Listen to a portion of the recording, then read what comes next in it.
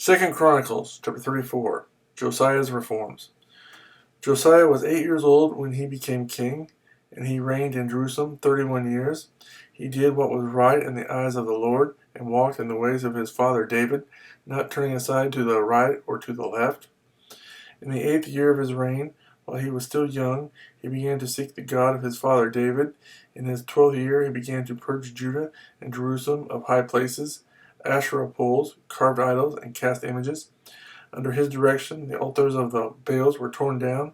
He cut to pieces the incense altars that were above them, and smashed the Asherah poles, the idols, and the images. These he broke to pieces and scattered over the graves of those who had sacrificed to them. He burned the bones of the priests on their altars, and so he purged Judah and Jerusalem.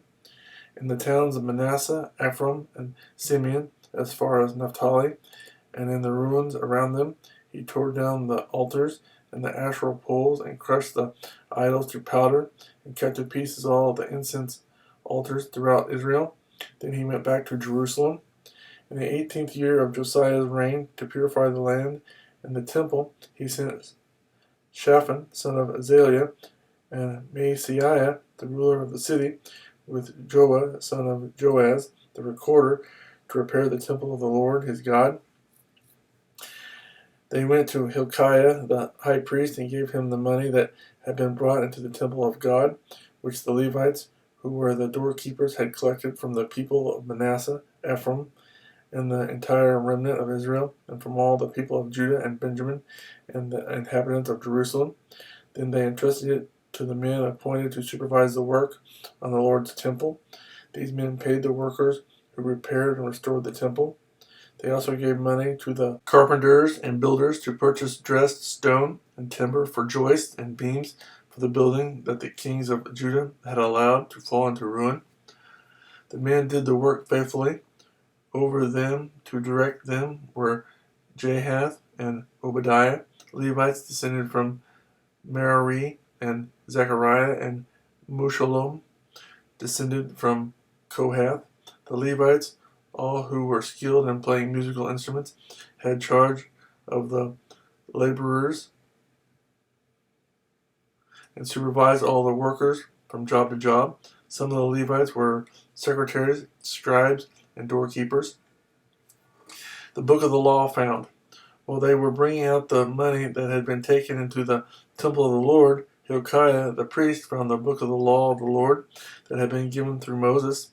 Hilkiah said to Shaphan, secretary, I have found the book of the law in the temple of the Lord. He gave it to Shaphan. Then Shaphan took the book to the king and reported to him, your officials are doing everything that has been committed to them.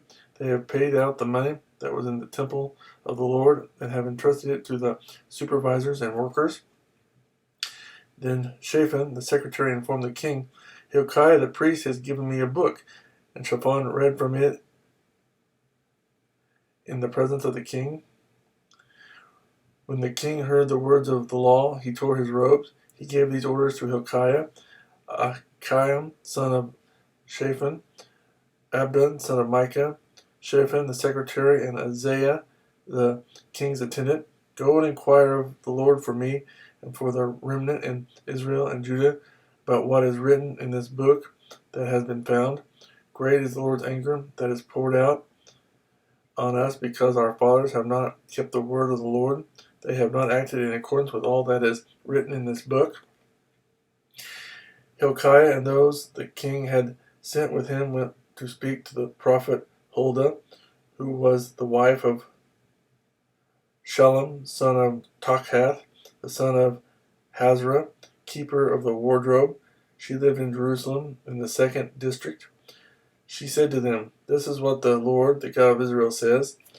Tell the men who sent you to me, this is what the Lord says. I am going to bring disaster on this place and its people. All the curses written in the book that has been read in the presence of the king of Judah, because they have forsaken me and burnt incense to other gods and provoked me to anger by all that their hands have made. My anger will be poured out on this place and will not be quenched. Tell the king of Judah, who sent you to inquire of the Lord, This is what the Lord, the God of Israel, says concerning the words you heard, because your heart was responsive and you humbled yourself before God when you heard what he spoke against this place and its people, and because you humbled yourself before me and tore your robes and wept in my presence, I have heard you, declares the Lord. Now I will gather you to your fathers, and you will be buried in peace. Your eyes will not see all the disaster I am going to bring on this place and on those who live there. So they took her answer back to the king. Then the king called together all the elders of Judah and Jerusalem. He went up to the temple of the Lord with the men of Judah, the people of Jerusalem, the priests and the Levites, all the people from the least to the greatest. He read in their hearing all the words of the book of the covenant, which had been found in the temple of the Lord. The king stood by his pillar and renewed the covenant in the presence of the Lord, to follow the Lord and keep his commands, regulations, and decrees with all his heart and all his soul, and to obey the words of the covenant written in this book. Then he had everyone in Jerusalem and Benjamin pledge themselves to it. The people of Jerusalem did this in accordance with the covenant of God, the God of their fathers. Josiah removed all the detestable idols from all the territory belonging to the Israelites, and he had all who were present in Israel serve the Lord their God. As long as he lived, they did not fail to follow the Lord, the God of their fathers.